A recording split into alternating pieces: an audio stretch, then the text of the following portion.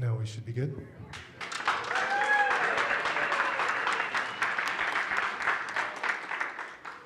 He has a nice sounding voice. Maybe he should be announcing tonight. Well, I want to welcome everybody for coming out for what I'm calling Act Two of our 50 years of playing for our fabulous community. Welcome everybody, and thank you again for coming.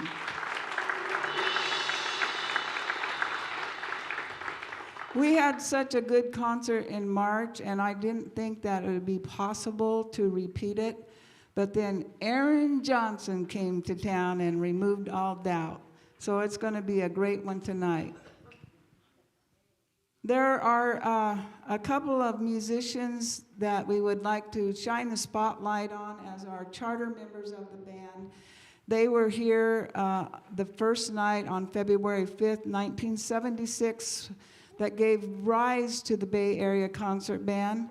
They're all wearing boutonnieres, and I will ask them to wave or stand up. Ted Terry on euphonium. Rod Schweitz on the baritone. And Wilbur Jensen on trumpet. If you've read your program already tonight, you'll see that Wilbur will be the soloing on A Trumpeter's Lullaby.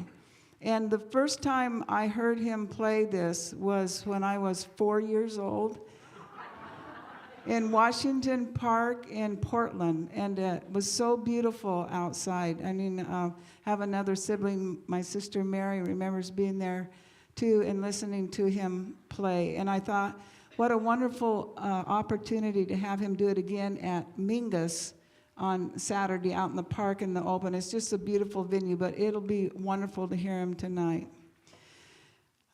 So being in the band has made such a huge impression on me all my life playing, and so I got to thinking, can AI create the same kind of connection among people that music does? Yeah, I Googled it, and the answer is no. Music fosters a deeply spiritual, shared human bond built on vulnerability, lived experiences, and mutual empathy that a machine inherently lacks. And then I changed my query to ask, can AI in any way create the same kind of connection that people who perform music experience? And the answer was no. AI cannot replicate the deep unifying connection that music fosters. The unique shared human experience of music remains unmatched. So I'm happy to say 100% there is no AI in our band tonight. We're giving you the real deal, the real human experience. So we are honored to have Aaron Johnson as our guest soloist. Aaron was once part of our band when he was in high school, living here, and then he went off to New York with a couple stops on the way to become a performer, and he makes his living as a musician in New York City. So that tells you how good this guy is. He is really good. And so he did agree a year ago in March in a vulnerable moment to come back and play with us. And when he came back, he thought he'd also put together a group of local musicians that are very talented. So he's going to have the Aaron Johnson Ensemble play a couple times, once in Bandon on Saturday night at Angelo's Italy restaurant, and then the following Wednesday at Wildflower, so you can go out and have dinner and experience live jazz music. So if you want to look on your programs or go online, you'll hear more about that. Tonight we have some people that I would like to kind of take a look at, and I have a representative, and several of them, from the Lions Club. And I was wondering, Penny and Lou and Butch and Jackie, they are all involved in the Lions Club, but the Lions Club, they financed the first musical performance that was put on that led to the Bay Area Concert Band, and 50 years later are still supporting the band. So so much appreciation to you guys and the group that helped us out. And I know you do wonderful work out in the community besides just helping bands in the area. We've also gotten, yeah.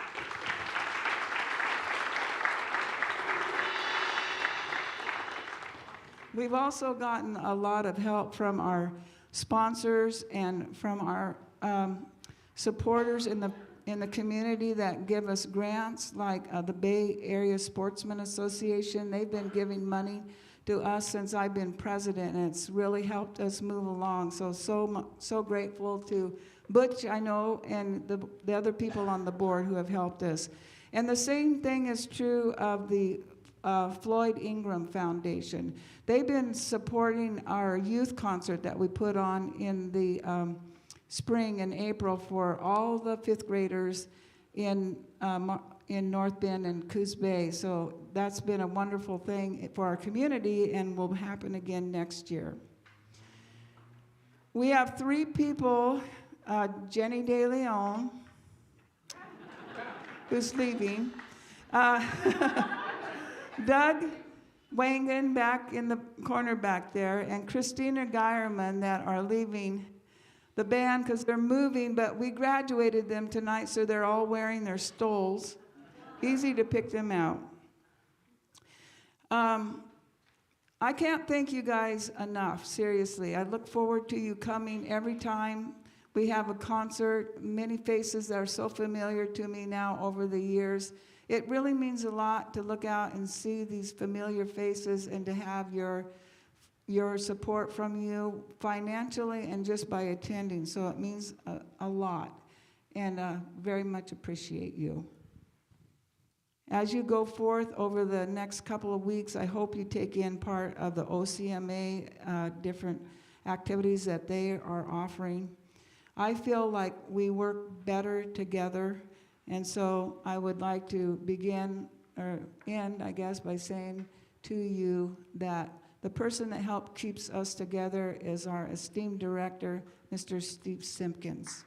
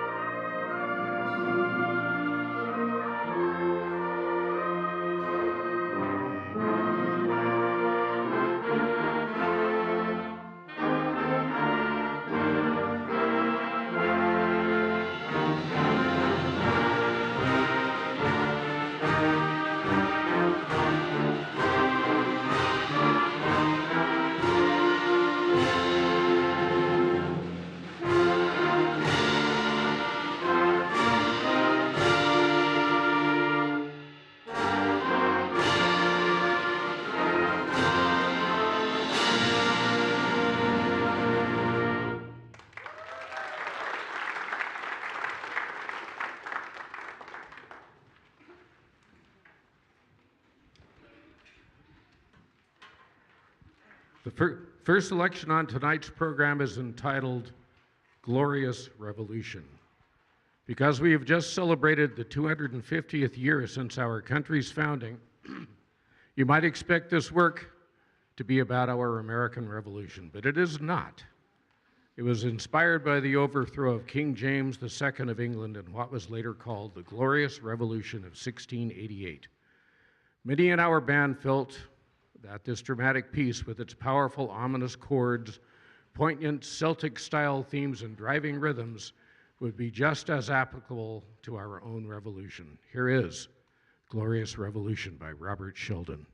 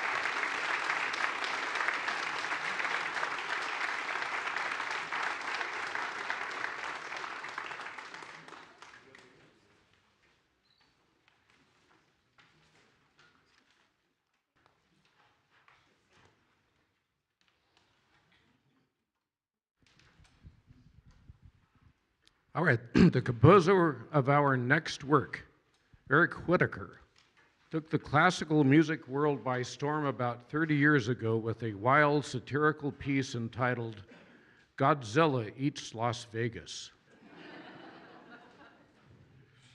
And no, we're not performing that tonight. Sorry to disappoint you. We're going to play a much gentler and more evocative piece entitled October. But it's July. Mr. Whitacre has this to say: October is my favorite month. Something about the crisp autumn air and the subtle change in light always makes me a little sentimental. And as I started to sketch, I felt the same quiet beauty in the writing. The simple pastoral melodies and subsequent harmonies are inspired by the great English romantics, Vaughan Williams, Elgar. As I felt that this style was also perfectly suited to capture the natural and pastoral soul of the season. October by Eric Whitacre.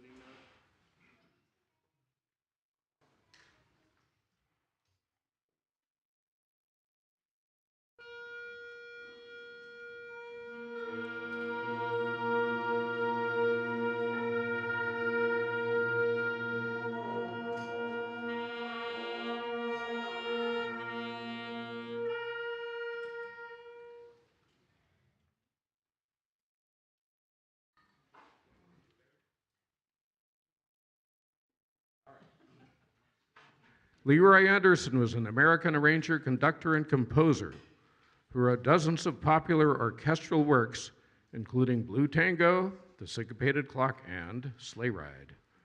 No less than John Williams has described him as one of the great American masters of light orchestral music. Anderson is a great favorite of many members of our band, so I often program his works. Tonight we're going to feature our local trumpet virtuoso, Wilbur Jensen, playing Leroy Anderson's Trumpeter's Lullaby.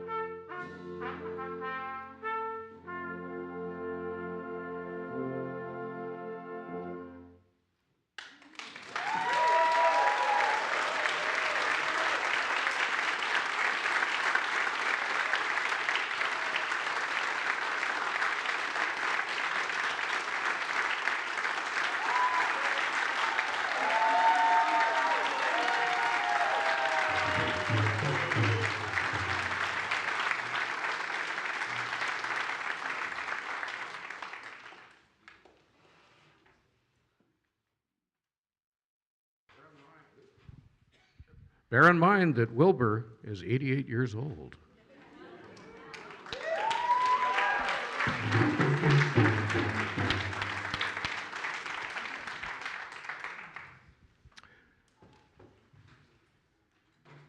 Oh, stand. Well, there you go. I'll just wing it here. All right. Speaking of local virtuosos, our next featured soloist is Aaron Johnson. Aaron.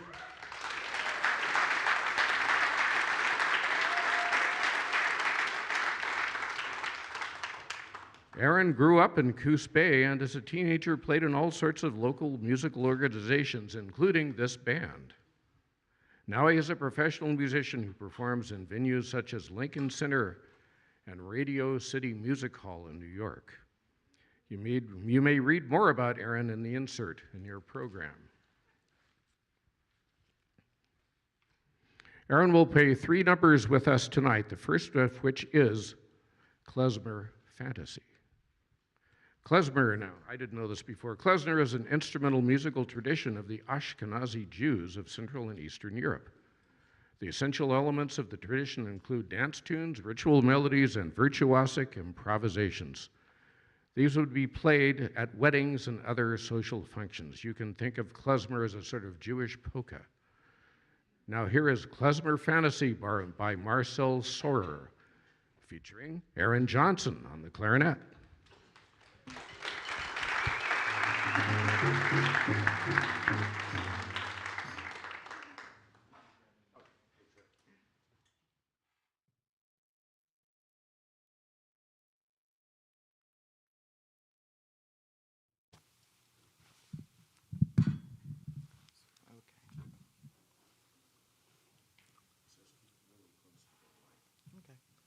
Maybe I should.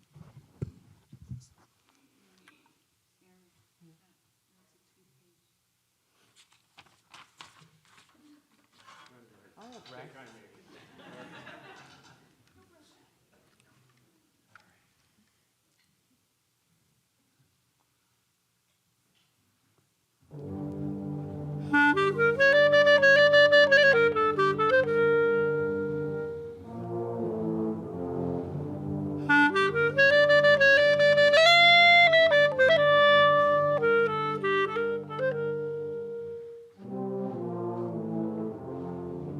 Thank you.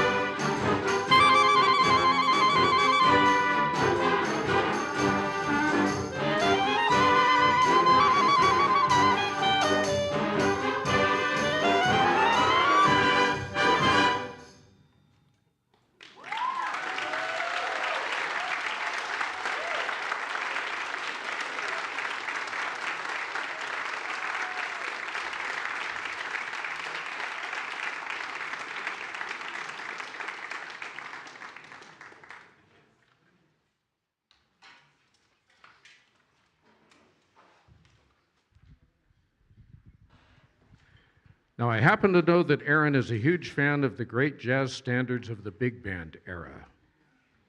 So I am sure that he will do a stellar rendition of our next number, Earl Hagen's Harlem Nocturne. This arrangement by the Stiller Band composer and arranger Alfred Reed follows the composer's original recording arrangement made for the Ray Noble Orchestra in 1940. Here is Harlem Nocturne.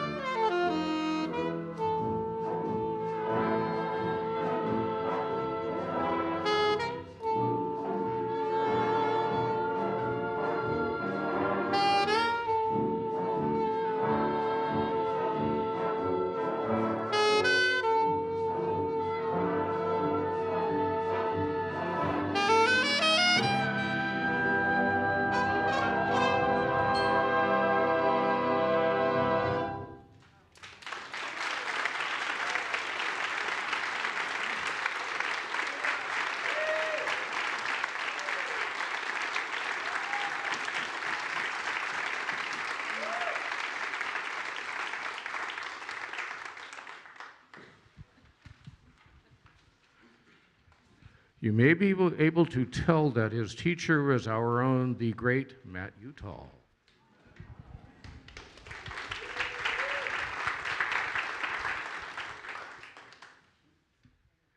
The publisher of our next piece, Clarinet on the Town, describes it as a bright, romping, and capricious.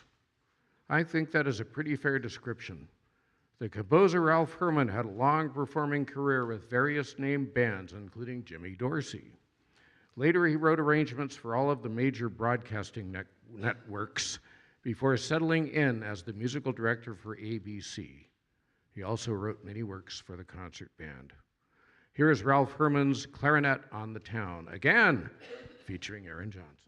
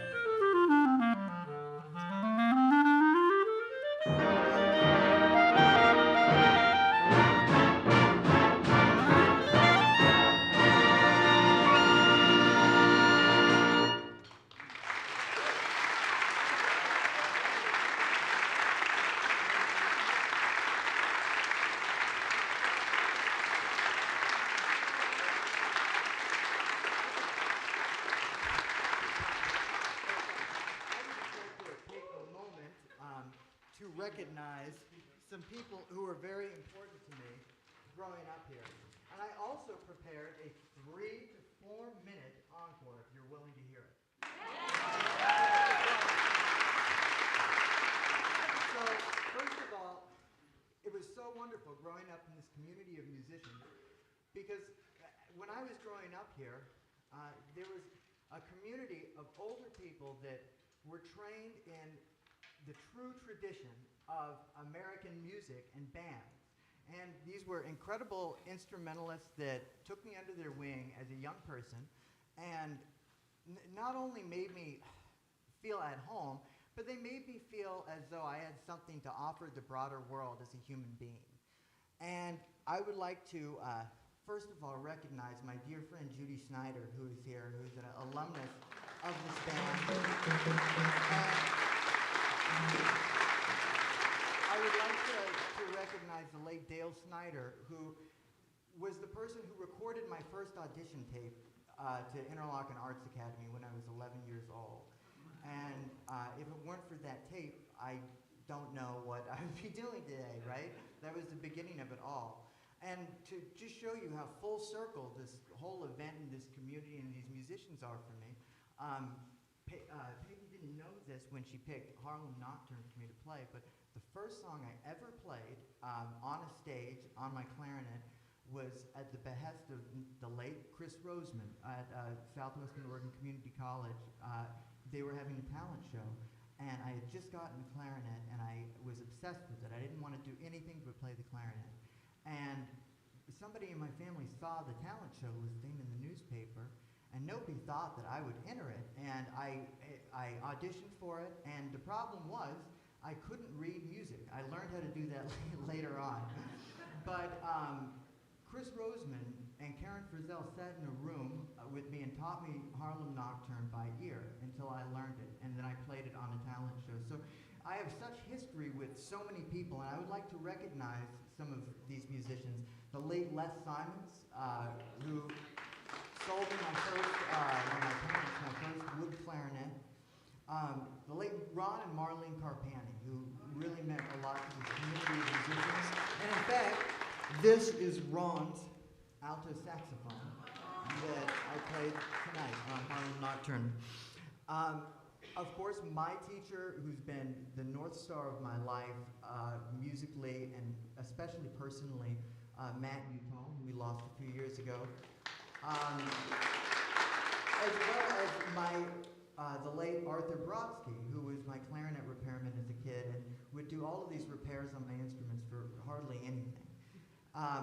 And I would like to recognize a few other living people, not to be too dark, who are in the band who have known me my entire life. Eileen Schaefer's, I grew up the street from her, and she's known me since I was just a tiny child. Wilbur was on the first ever jazz gig that I ever did when I was 12 years old, I guess. I was playing with the It's About Time Big Band at the Mill Casino. And, you know, I think that maybe some people were a little annoyed that there was a kid that couldn't even leave the stage sitting there, but Wilbur was so kind and generous and so encouraging to me, and I've never forgot that, and I'll never forget that. And I would like to mention that this entire thing wouldn't have been possible without Peggy Christensen, right here in the clarinet section, who was able to bring me and my pianist from New York, Greg Chen, who's here.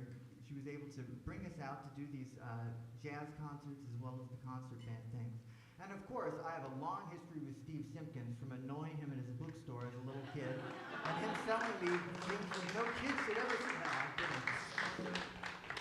When I moved to New York, I moved there to study at the Manhattan School of Music, but what I really moved there for was to connect with the last musicians who were alive from the 1930s, 40s, 50s. And upon moving there, my first clarinet instructor was a man named Kalman Opperman, whose teacher was Simeon Bellison, who was the principal clarinet of the New York Philharmonic under Gustav Mahler. So the tradition goes back that far. And so when I took my first lesson with Cal, I went into this dark, dimly lit apartment, and he used to have lathes and things for turning wood barrels and all of this mechanical equipment in his apartment that he had been in since the 40s. And I went there, and I played for him, And he says, you don't even know where the dang holes are on the clarinet. And my first lesson lasted 6 hours.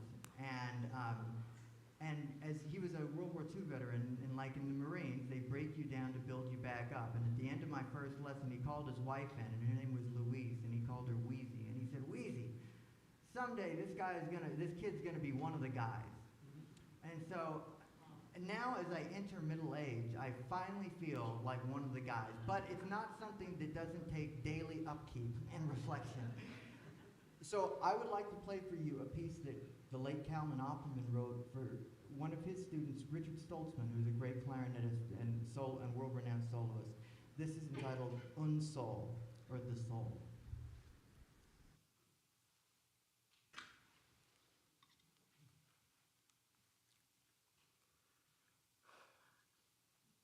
And it's dedicated to all these people sitting behind me.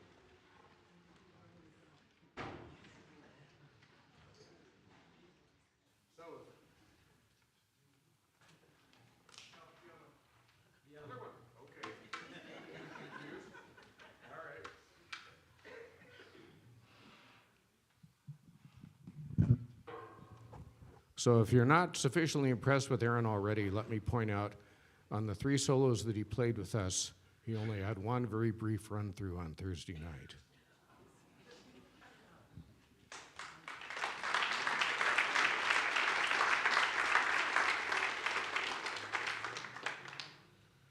Our band's president, Peggy, has purchased the final work for tonight's concert, Mambo, from Leonard Bernstein's groundbreaking musical West Side Story. And it is a challenging piece. Here is Mambo, arranged by Michael Sweeney.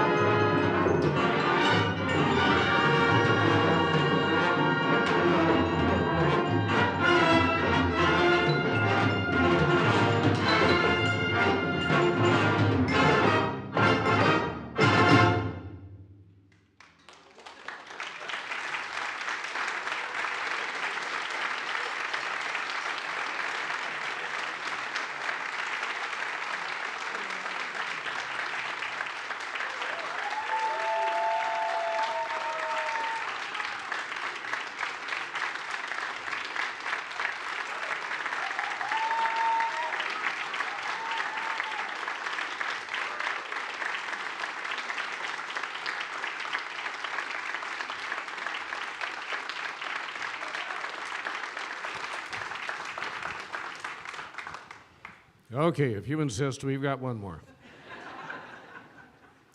The Washington Post newspaper sponsored a yearly essay contest for school children in the late 19th century. In 1899, they hired John Philip Sousa to write a march to be played at the award ceremony. Sousa produced the Washington Post March, which is generally considered his second most popular march, edged out only by the Stars and Stripes Forever. Now, the Washington Post March profoundly affected the world of social dance. Sousa subtitled the Washington Post March and Two-Step. The march made quite a splash and became the most popular piece of music of its era. Soon, two-steps were referred to in Europe as Washington Posts. And this two-step went on to replace the waltz as the most popular social dance throughout the world. Here is the Washington Post March and Two-Step by John Philip Sousa.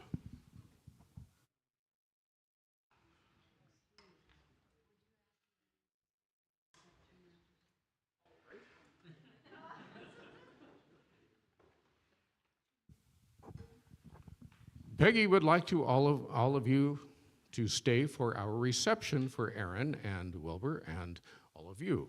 It'll be right at the back of the hall here. And what else would you like to say, Peggy? You want the mic? No, but I was sure impressed by Steve Kreicher's solo on mambo. Lead Pepper, yes.